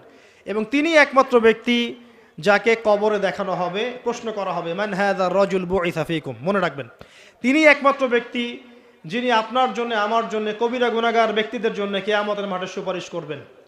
তিনি একমাত্র ব্যক্তি যিনি হাউজে কাউসারে পানি নিয়ে আমাদের জন্য অপেক্ষা করবেন। তিনি একমাত্র ব্যক্তি যার সুপারিশ আল্লাহ পাক কবুল করবেন ইনশাআল্লাহু আযজা ওয়া জাল। কিয়ামতের মাঠে যখন সবাই ইয়া নাফসি ইয়া নাফসি বলবে, তিনি একমাত্র ব্যক্তি যিনি বলবেন ইয়া উম্মতি ইয়া উম্মতি। অতএব আমরা সবাই যেন বিনা বাক্য ব্যয়ে মুহাম্মদ সাল্লাল্লাহু আলাইহি ওয়াসাল্লামকে আমাদের আদর্শ মেনে নেই এবং তার সুন্নত অনুযায়ী জীবনযাপন করার চেষ্টা করি। আল্লাহুম্মা আমিন। আল্লাহ তৌফিক দান করুন। এই দুনিয়ার জীবনে ওই এক ভাগ ভালোবাসার মধ্যে আমরা কয়েক শ্রেণীর মানুষকে ভালোবাসি। দেখেন, 1 নাম্বার পিতামাতা, তাই না? 2 নাম্বার স্ত্রী, 3 নাম্বার সন্তান সন্ততি, 4 নাম্বার আত্মীয় স্বজন, পাড়া প্রতিবেশী, এবং আমরা যে দেশে থাকি সে দেশকে ভালোবাসি না? ভালোবাসি। এই ভালোবাসাগুলো কিন্তু বৈধ। এই ভালোবাসাগুলো কি বৈধ? এখানে একটা বিষয় বুঝতে হবে যে ভালোবাসা আর ঘৃণা করার মানদণ্ড কে দিবে? আল্লাহ এবং তার রাসূল এই মানদণ্ডে ভালোবাসবেন। যে ভালোবাসা বা যে আবেগ আল্লাহ এবং তার রাসূলের বিধানের অনুকূলে যায় না সেটা কি করবেন? দুটো বিষয়, পবিত্র ভালোবাসা আল্লাহ কর্তৃক স্বীকৃত বৈধ ভালোবাসা এটা একটা, আর একটা এর বিপরীত শক্তি শয়তান কর্তৃক স্বীকৃত ভালোবাসা। আমার কথাটা একটু গভীরভাবে বোঝেন। একটা হচ্ছে আল্লাহর পক্ষ থেকে স্বীকৃত বৈধ ভালোবাসা, এর বিপরীতে হচ্ছে একটা প্রবৃত্তিগত পাশবিক দাসত্ব শয়তান কর্তৃক স্বীকৃত। কথা বুঝতে পারছেন? আল্লাহ কর্তৃক স্বীকৃতের মধ্যে আমরা পিতা মাতাকে ভালোবাসব, বরং পিতা মাতাকে যে ভালোবাসবে না এবং তাদের খেদমত করে জান্নাত লাভ করতে পারবে না, এই সন্তানদেরকে নবী সাল্লাল্লাহু আলাইহি ওয়াসাল্লাম অভিশাপ দিয়েছেন। মায়ের সাথেই জান্নাত জড়িত আছে, পিতার সন্তুষ্টির সাথেই সন্তানের ফয়সালা জড়িত আছে। তো পিতা মাতাকে যে বৃদ্ধ অবস্থায় পেল, তাদের খেদমত করে জান্নাত লাভ করতে পারলো না, এদের জন্য ধ্বংস। নবী সাল্লাল্লাহু আলাইহি ওয়াসাল্লাম বলেছেন আমিন। আমরা এখন একটা সমস্যা দেখতে পারি, অনেক পিতা মাতা এসে অভিযোগ করে সন্তান খোঁজ খবর নেয় না, সন্তান ভালোবাসে না, সন্তান হক আদায় করে না। মনে রাখবেন, একজন পিতার একদিনের আত্মত্যাগ আর একজন মায়ের শুধু প্রসব বেদনা, এর হক সারা জীবন তাদের খেদমত করে আমরা শোধ করতে পারবো না। পিঠের চামড়া তুলে পাপোশ বানালেও মা বাবার ঋণ কখনো শোধ হবে না। হবে? কোন সন্তানরা এমন করছে? যেই সন্তানদেরকে পিতা মাতারা আল্লাহকে চেনায় নেই, যেই সন্তানদেরকে পিতা মাতা রাসূলকে চেনায় নাই, কোরআনকে চেনায় নাই, হাদিসকে চেনায় নাই, এই বাচ্চারাই কিন্তু এই কাজগুলো করছে। অতএব এখানে পিতা মাতারও একটা দোষ আছে। সন্তান সন্ততিকে মানুষ করতে হতো আল্লাহ এবং তার রাসূলের আদর্শে মানুষ করতে হতো। যখন আমরা এই আদর্শে মানুষ না করে পশ্চিম আদর্শে মানুষ করেছি, আপনার সন্তান তো আপনার খোঁজ নিবে না, স্বাভাবিক। এখানে উভয় পক্ষেই সমস্যা আছে। আমরা রিকোয়েস্ট করব পিতামাতাদেরকে সন্ততিদেরকে মানুষ করেন নবী সাল্লাল্লাহু আলাইহি ওয়াসাল্লামের সুন্নাহ মোতাবেক। এবং আমাদের যে জেনারেশন আমরা আছি, যারা যুবক আছি, আমাদের উচিত হবে এটা মনে রাখা যে আমরাও একদিন পিতামাতা হব। আজকে আমরা যা করছি আমাদের পিতামাতার সাথে, কালকে আমাদের সন্তানরাও কিন্তু আমাদের সাথে এটাই করবে, মনে রাখবেন। অতএব পিতামাতার হক আদায় করুন আল্লাহ এবং তার রাসূলের পরেই আপনার পিতামাতার হক। ওয়া ক্বাদা রাব্বুকা আল্লা তা'বুদা ইল্লা ইয়্যাহ ওয়া বিল ওয়ালিদাইনি ইহসানা ইম্মা ইয়াবলুগান্না ইনদাকা আল কিবরা আহাদুহুমা আও কিলাহুমা ফালা তাকুল লাহুমা উফফিন ওয়া লা তানহারহুমা ওয়া কুল লাহুমা কাওলান কারীমা ওয়াহফিজ লাহুমা জানাহা যুল্লি মিনার রাহমা ওয়া কুর রাব্বিরহামহুমা কামা রাব্বায়ানি সগীরা। এই দোয়াটা আমরা সবাই বেশি বেশি করব। আল্লাহ পাক তৌফিক দান করুন। এই ভালোবাসা বৈধ নয় কি? এটা বৈধ ভালোবাসা নয়? এই ভালোবাসলে আপনি নেকি পাবেন, আল্লাহ সন্তুষ্টি পাবেন ইনশাআল্লাহ। এবার আসেন সন্তানদেরকে ভালোবাসা, এটা বৈধ নয়? সন্তানদেরকে যদি এই উদ্দেশ্যে ভালোবাসি যে এই সন্তানরা বড় হয়ে আল্লাহর পথের দায়ী হবে, আলেম হবে, দ্বীনের খেদমত করবে, মানুষের কল্যাণ করবে, সুনাগরিক হবে, ভালো মানুষ হবে, এই সন্তান আমার জন্য সদকায়ে জারিয়ার মাধ্যম হবে না? হবে ইনশাআল্লাহ। এই সন্তানকে মানুষ করতে গিয়ে ভালোবাসা বৈধ, এর জন্য আপনি নেকি পাবেন ইনশাআল্লাহ তাআলা। বোনকে ভালোবাসেন না? বোনের ইজ্জত সম্মানের জন্য জীবন দিতে প্রস্তুত হন না? এটা ভালোবাসা বৈধ নয় কি? বৈধ। মেয়েকে ভালোবাসেন না? মেয়ের ভালোবাসার জন্যে মেয়ে একটা কিছু চেয়েছে, আপনার সামর্থ্য না থাকলেও বেতনের টাকা জমিয়ে হলেও তাকে দেন না? এটা ভালোবাসা বৈধ নয়? নবী সাল্লাল্লাহু আলাইহি ওয়াসাল্লাম তার মেয়ে ফাতিমা রাদিয়াল্লাহু আনহাকে ভালোবাসতেন না? কলিজার টুকরা ছিলেন না? তিনি তার স্ত্রীদেরকে ভালোবাসতেন না? স্ত্রীর সাথে স্ত্রীর কোলে মাথা রেখে কোরআন তেলাওয়াত করতেন যখন স্ত্রী হায়েজ অবস্থায় আছে। স্ত্রীর সাথে দৌড় প্রতিযোগিতা করেছেন, স্ত্রীর সাথে চাঁদ দেখেছেন, যেখানে স্ত্রী কামড় দিয়েছে ওই গোশতের টুকরা সেখানে তিনি কামড় দিয়েছেন। নবী করিম সাল্লাল্লাহু আলাইহি ওয়াসাল্লাম স্ত্রীদেরকে ভালোবাসেন নাই? এটাও সুন্নাহ, এটার জন্য নেকি পাবেন। সন্তানদেরকে ভালোবাসলে নেকি পাবেন। কোরআনে এবং হাদিসে অনেক দলিল আছে। কিন্তু ওই যে নূহ আলাইহিস সালামের কথা মনে আছে? তার সন্তান যে কাফের অবস্থায় ডুবে মরল, মনে আছে? তারপরেও আল্লাহর কাছে দোয়া করছেন, আল্লাহ আমার পরিবারটাকে মাফ করে দাও। আল্লাহ পাক ধমক দিয়ে বলছেন, লাইসা মিন আহলিক, সে তোমার পরিবারের কেউ না। আম কুনতুম শুহাদা ইয হাদারা ইয়াকুব আল মাউত, ইয়াকুব আলাইহিস সালামের কথা মনে আছে? যখন তিনি মারা যাচ্ছেন, তিনি বলছেন সন্তানদেরকে ডেকে, মা তা'বুদুনা মিন বা'দি, আমার পরে কার ইবাদত করবে তোমরা? সন্তানকে ভালোবাসার নিদর্শন নয় এগুলা? লোকমান হাকিম তার সন্তানকে বোঝাচ্ছেন, ইয়া বুনাই লা তুশরিক বিল্লাহ, শিরিক করো না, শিরিক সবচেয়ে বড় জুলুম, নামাজ কায়েম করো, সৎ কাজের আদেশ করো, অসৎ কাজে নিষেধ করো। সন্তানকে ভালোবাসা নয়? ইউসুফ আলাইহিস সালামের পিতা সন্তানকে ভালোবাসতেন না? আমরা তো সূরা ইউসুফকে মনে করি ইউসুফ জুলাইখার গল্প, তাই না? এটা ইউসুফ আর জুলাইখার প্রেম কাহিনী নয়। সূরা ইউসুফ তার পিতার সাথে তার ছেলের প্রেম কাহিনী। ভালো করে সূরা ইউসুফ বোঝেন। সূরা ইউসুফ পিতার সাথে সন্তানের মহব্বতের কাহিনী। ভালো করে পড়তে শেখেন আর বুঝতে শেখেন। যখন তিনি কাঁদতে কাঁদতে অন্ধ হয়ে গেছেন ছেলের জন্যে, ইয়াকুব আলাইহিস সালাম কাঁদতে কাঁদতে ছেলের জন্য অন্ধ হয়ে গেছেন, প্রায় চোখ নষ্ট হয়ে গেছে, ইউসুফ আলাইহিস সালাম তার একটা রুমাল বা কাপড়ের টুকরা পাঠালেন হাদিয়া। মনে আছে? মনে আছে? আসছে কাপড়, আর তার বাবা যোজন যোজন দূর থেকে বলছেন যে আমি ইউসুফের গন্ধ পাচ্ছি এখান থেকে। কি ভালোবাসা না? কোরআনে অনেক। মূসা আলাইহিস সালামের মা, আল্লাহ পাক বলেন মূসা আলাইহিস সালামকে ভাসিয়ে দিতে, বাচ্চা মূসা ভাষাতে, সিন্ধুকে ভাষাতে তার হৃদয়টা ব্যাকুল হয়ে যাচ্ছে।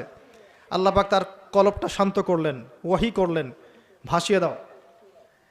ওই বাচ্চাকে তুলে নিল ফেরাউনের স্ত্রী, সেখানে লালিত পালিত হতে থাকলো সন্তান। মূসা আলাইহিস সালামের বোন পিছু পিছু ধাওয়া করলো, তারপরে বলল আমি কি এমন কারো খবর দিব যে এই বাচ্চাকে দুধ পান করাবে? পরে এই বাচ্চাকে তার মায়ের কাছে আল্লাহ পাক ফিরিয়ে দিলেন, দেখছেন? এবং যখন আরেকটা কি জানি, ওয়ারাজআনাকা ইলা উম্মিক কাই তাকাররা আইনুহা ওয়ালা তাহজান, এটা আমি মূসা তোমাকে ফিরিয়ে দিয়েছিলাম তোমার মায়ের কাছে, যাতে তোমার মা তোমাকে পেয়ে তার চক্ষু শীতল করতে পারে। ভালোবাসা না?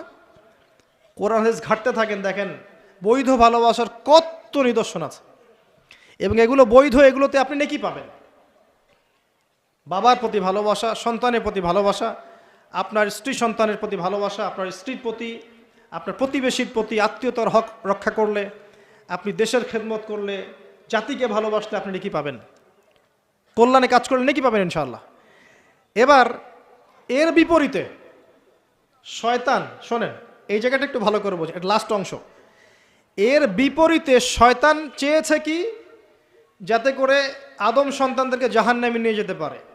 এই জন্য পবিত্র ডিভাইন বৈধ ভালোবাসার বিপরীতে সে কিছু প্রবৃত্তিগত চাওয়া দিয়েছে আপনাকে, প্রবৃত্তিগত আবেগ, কিছু অনুভূতি, কিছু পাশবিক দাসত্ব দিয়েছে। যদি আপনি এই অবৈধ পথে পা বাড়ান, তাহলে এই ভালোবাসাগুলোর বিনিময়ে কোনো নেকি তো হবেই না, বরং আপনার জাহান্নামের ফয়সালা হয়ে যাবে। নাউজুবিল্লাহ। শয়তান দুরকম, মানুষ শয়তান, জিন শয়তান। এর পাশাপাশি আছে শেষ জামানার সবচেয়ে বড় ফিতনা মাসিহুদ দাজ্জাল এবং তার অনুসারীরা। সব কিছু মিলে তারা আপনার সামনে কয়েকটা টোপ দিয়ে দিয়েছে। এক নাম্বার, আপনাকে দিয়েছে দুনিয়ার প্রতি ভালোবাসা। এক নাম্বার, দুনিয়ার প্রতি ভালোবাসা। যে দুনিয়াকে ভালোবাসবে সে হালাক হয়ে যাবে। যার কলবের মধ্যে দুনিয়ার প্রতি আসক্তি আর ভালোবাসা আছে, সে কখনো 100% মন দিয়ে আল্লাহর ইবাদত করতে পারবে না। এক নাম্বার, বেঁচে থাকতে হবে কি থেকে? দুনিয়ার প্রতি আসক্তি ভালোবাসা থেকে। এটা এক নাম্বার। দুই নাম্বার, অর্থ সম্পদ এগুলোর প্রতি ভালোবাসা, মোহ। আলহাকুমুত তাকাসুর হাত্তা যুরতুমুল মাকাবির কাল্লা সাউফা তা'লামুন সুম্মা কাল্লা সাউফা তা'লামুন। সূরাটা তো আমার চেয়ে আপনারা ভালো জানেন। শেষে কি আছে? সুম্মা লা তুসআলুন্না ইয়াওমাইযিন আনিন নাঈম। যে টাকা পয়সার প্রতি ভালোবাসা শয়তান ঢুকিয়েছে। আরও ঢুকিয়েছে শয়তান মাদকের প্রতি ভালোবাসা, মাদকের প্রতি আসক্তি, ভালো লাগে মাদক খেতে, একটা ভালোবাসা কাজ করে। ঢুকিয়েছে মিউজিকের প্রতি ভালোবাসা, হারাম মিউজিকের প্রতি ভালোবাসা, ভালো লাগে, মন নাকি শান্ত হয়। আর সবচেয়ে ডেঞ্জারাস যেটা ঢুকিয়েছে সেটা হচ্ছে এমন মেয়ের প্রতি আসক্তি, এমন নারীর প্রতি আসক্তি যে আসক্তিটা আল্লাহ পাক হালাল করেন নাই, অর্থাৎ গায়রে মাহরাম মেয়ের প্রতি আসক্তি। এটা এক নাম্বার। কারণ আল্লাহ পাক সূরা আলে ইমরানে বলেছেন যুয়্যিনা লিন-নাস হুব্বুশ শাহাওয়াতি মিনান নিসা, যে কয়টা বিষয়ের প্রতি মানুষের আসক্তি থাকে তার প্রথমটা হচ্ছে নিসা বা মহিলা, পরে অন্যান্য টাকা পয়সা ধন দৌলত সোনা চাঁদি এগুলো পড়ে। আর এটাকে শয়তান সবচেয়ে বড় অস্ত্র হিসাবে ইউজ করেছে। মনে করে দেখেন, যত বড় বড় সম্প্রদায় ছিল এদের প্রধান প্রধান ফিতনাগুলো ছিল নারী কেন্দ্রিক। এমনকি নবীজি বলেছেন বনু ইসরাইলের মধ্যে প্রথম ফিতনা হয়েছে কি কেন্দ্রিক? নারী কেন্দ্রিক। আর আমি আমার উম্মতের মধ্যে নারীর চেয়ে বড় কোনো ভয়ঙ্কর ফিতনা ছেড়ে যাচ্ছি না। শয়তান এই কয়েকটা ফিতনা, টাকা পয়সা, ভোগবিলাস, বাড়ি গাড়ি, ব্যাংক ব্যালেন্স, স্ট্যাটাস, ক্ষমতার ভালোবাসা, আপনার মাদকের ভালোবাসা, গান বাজনার প্রতি ভালোবাসা, অশ্লীলতা, বেহায়াপনা, জেনা আর হারাম রিলেশনশিপ, এগুলোর প্রতি শয়তান আসক্তি সৃষ্টি করেছে। এটা হচ্ছে ভালোবাসা নয়, এটা হচ্ছে পাশবিক প্রবৃত্তিগত একটা দাসত্ব। আমার কথা কি বোঝা যায়? ল্যাঙ্গুয়েজ একটু ডিফিকাল্ট মনে হয়। এটা কিন্তু বৈধ ভালোবাসা নয়, যে ভালোবাসলে আপনি নেকি পাচ্ছেন। দুনিয়ার প্রতি আসক্তি থাকলে নেকি পাবেন, পিতা মাতাকে ভালোবাসলে নেকি পাবেন। টাকা পয়সা, ব্যাংক ব্যালেন্স, বাড়ি গাড়ির প্রতি আসক্তি, মোহ থাকলে নেকি পাবেন, ফিতনায় পড়ে যাবেন। কিন্তু আপনি সন্তানকে ভালোবাসলে নেকি পাবেন। একটা হারাম মেয়েকে ভালোবাসলে নেকি পাবেন, আপনি স্ত্রীকে ভালোবাসলে নেকি পাবেন। স্ত্রীর মুখে ভাত তুলে দিলে নেকি পাবেন, স্ত্রীর মুখে খাবার তুলে দিলে নেকি পাবেন, তার দিকে তাকালে আপনি নেকি পাবেন, তাকে আদর করলে নেকি পাবেন, তার সাথে অন্তরঙ্গ সময় কাটালে আপনি নেকি পাবেন। আপনি মাদক, এই যে গান বাজনা, পর্নোগ্রাফি, মানে ক্ষমতার দাপট, এই বিষয়গুলোকে ভালোবাসলে নাকি পাবেন, নাকি মায়ের সেবা করলে নাকি পাবেন? বৈধ ভালোবাসা, অবৈধ আসক্তি।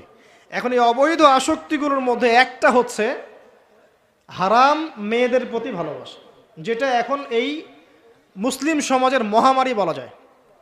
অন্য পয়েন্টসগুলো আজকে আমি বলার সময় পাচ্ছি না, এগুলো নিয়ে অনেকদিন বলেওছি, ইনশাল্লাহ আগামীতে বলবো। দুনিয়া, মাদক, অন্যান্য বিষয়গুলো পরে টাচ করবো ইনশাল্লাহ। আজকে যে বিষয়টা নিয়ে কথা বলার বেশি দরকার, যেহেতু আগামীতে একটা সময় আসছে যখন এই বিষয়টাকে নিয়ে মানুষ বেশি পাপে লিপ্ত হবে, এই জন্য বলছি। এটা হচ্ছে হারাম ভালোবাসা, আল্লাহ পাক বৈধ করেননি। এমনকি কথা বলার সময় আল্লাহ পাক বলেছেন একজন গায়রে মাহরাম মেয়ে যেন পর্দার আড়াল থেকে কথা বলে, কিছু চাইতে হলে যেন পর্দার আড়াল থেকে চায় এবং গলার ভয়েসটা যেন কর্কশ হয়। আল্লাহর লিমিটেশনগুলো দেখেন আর বাস্তবতা দেখেন।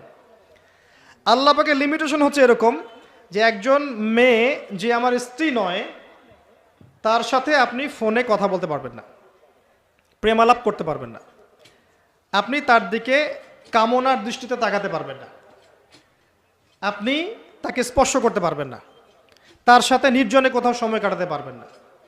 আল্লাহর বাইন্ডিংসগুলো দেখেন। একজন নারীর সাথে ফোনে কথা বললেই কিন্তু সেক্সুয়াল সম্পর্ক হয় না, হয়। একজন গায়রে মাহরাম মেয়ের সাথে যদি আপনি বসে কফি খান তাহলে কিন্তু যৌন সম্পর্ক স্থাপিত হয়নি, এখন হয়। তারপরেও আল্লাহ রাব্বুল আলামিন বলছেন ওয়ালা তাকরাবু জিনা, এটার নাম আল্লাহ দিয়েছেন জিনা, আর বলছেন করো না এমনটা নয়, বরং ধার কাছেও যেও না। মানে একটা সীমারেখা দেয়া আছে, একটা মাঠ, এর চারপাশে একটা বাউন্ডারি দেয়া আছে। বাউন্ডারি পর্যন্ত আল্লাহ বলছেন মাঠে ঢুকো না, এমনটা বলছেন না। আল্লাহ বলছেন মাঠের বাউন্ডারির কাছেও যেও না। কথা বুঝতে পারছেন? ফল খেও না, না ওয়ালা তাকরাবা হাদিহি শাজারা, এই গাছটার কাছেও যেও না। মিলাতে পারছি আমি, বুঝতে পারছি? আদম এবং হাওয়া আলাইহিমুস সালাম এই গাছের ফল খেও না এমন কথা ছিল না, কথা ছিল এই গাছের কাছেও যেও না। একই কথা আল্লাহ বলছেন জেনা করো না নয়, ওয়ালা তাকরাবু জিনা, জেনার কাছেও যেও না। এখন এটা হচ্ছে আল্লাহর নিষেধাজ্ঞার একটা বাইন্ডিংস, লস, একটা একটা পিলার, একটা বাউন্ডারি। আর আপনি বাস্তবতা দেখবেন ভিন্ন, যে গায়রে মাহরাম ছেলে মেয়ে এরা অ্যাডাল্ট, এদের যৌন চাহিদা আছে, সেক্সুয়াল চাহিদা আছে, একে অপরের সাথে কোনো মাহরামের সম্পর্ক নাই। এরা পড়াশোনার নামেই হোক, চাকরি বাকরির নামেই হোক, ভ্যালেন্টাইন্সের নামেই হোক, যে কোনো নামেই হোক, এরা একে অপরের সাথে মিলেমিশে একাকার। এরা কথা বলছে, কথা বলার পরে আরও কাছে যাচ্ছে, ভালোবাসার প্রণয় বিনিময় করছে, এক পর্যায়ে কফি খাচ্ছে। ডেটিংয়ে যাচ্ছে, ঘুরছে ফিরছে, এই করতে করতে করতে এক পর্যায়ে তারা হারাম জেনায়ও লিপ্ত হয়ে গেল, বিছানায় চলে গেল। এই সম্পর্কের পর দেখা যায় সম্পর্ক ব্রেকআপ, শেষ। এবং এই ঘটনাগুলোর নাম দিচ্ছি আমরা কাছে আসার গল্প। কার কাছে? যার কাছে আল্লাহ যেতেও নিষেধ করেছেন, বলে তাকরাবুজ জিনা। আর আমরা বলছি না, কাছে আসারই গল্প। কাছে আসার গল্প হতে পারে মায়ের সাথে, মায়ের কাছে আসার গল্প হতে পারে, স্ত্রীর কাছে আসার গল্প হতে পারে, আমার সন্তানের কাছে আসার গল্প হতে পারে, দেশের কাছে আসার গল্প হতে পারে। কিন্তু হারাম জেনার কাছে আসার কোনো গল্প হতে পারে না। কি হতে পারে? জাহান্নামের উপন্যাস হতে পারে। কি হতে পারে? জাহান্নামের আমল নামার একটা উপন্যাস হতে পারে। উপন্যাস বোঝেন না? আল্লাহ পাক এই যে কিয়ামতের মাঠে আমল নামা ছুঁড়ে দিবেন, ছুঁড়ে দিয়ে আমল নামায় ঘুরতে থাকবে, কারো ডান হাতে কারো বাম হাতে। যার হাতে আমল নামা আসুক না কেন, যে হাতে আসুক না কেন, আল্লাহ পাক সবাইকে একটা কথা বলবেন, ইকরা কিতাবাক, তুমি তোমার কিতাব পড়ো। কাফা বিনাফসিকা আল-ইয়াওমা আলাইকা হাসিবা, আজকে তুমি তোমার হিসাব নেওয়ার জন্য যথেষ্ট। আমরা সবাই একটা করে উপন্যাস লিখছি, আমরা সবাই একটা করে উপন্যাস লিখছি আমল নামার, আমাদের কাজের মধ্য দিয়ে। আর এর চেয়ে ভয়ঙ্কর বিষয়টা হচ্ছে, এই উপন্যাসটা আপনাকে পড়তে বলা হবে সবার সামনে। আমার কথা মনে বোঝা যায় না? আমরা একটা গল্প লিখছি আমল নামায়, উপন্যাস লিখছি, যার একটা মোমেন্ট বাদ যাচ্ছে না। এই যে এখন আমরা বসে আছি, এটা আপনার উপন্যাসে উঠে গেছে, আমল নামে উঠে গেছে। মাফ করবেন যদি কালকে আবার দেখেন যে আমল নামাকে উপন্যাস বলে যা ব্যাখ্যা করলাম তোহা, এবার এই শব্দ দিয়ে আবার তুলকালাম করে ফেলেন না। এটা বুঝানোর জন্য বলেছি, যুব সমাজ উপন্যাস বোঝে, এই জন্য বলেছি। যুবকরা উপন্যাস বোঝেন না? আপনারা বিভিন্ন উপন্যাস পড়েছেন, যারা জেনারেল লাইনে পড়েছেন অনেক উপন্যাস পড়েছেন, এই জন্য বললাম বোঝানোর জন্যে। আমল নামা কখনো উপন্যাস নয় যে আপনি আর আমি একটা উপন্যাস লিখছি, নিজের গল্প নিজেই লিখছি, নিজের কাজের মধ্য দিয়ে নিজের উপন্যাস নিজেই লিখছি। এবং এটার মধ্যে সবচেয়ে ভয়ঙ্কর কথা হচ্ছে, এইটা সবার সামনে আমাকে পড়ে শোনাতে হবে। আমরা কি পারবো?